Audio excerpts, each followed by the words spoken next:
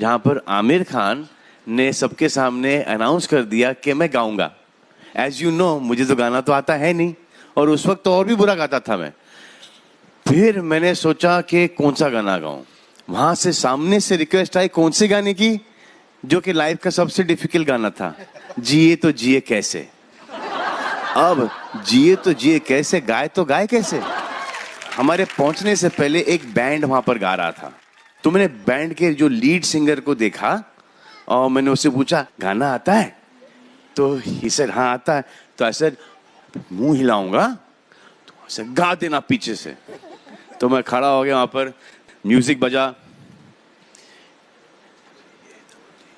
جیے تو جیے کیسے ہے بن آپ کے,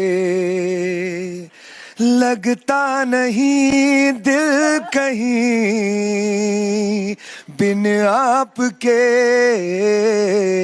جیے تو جیے کیسے ہے بن آپ کے.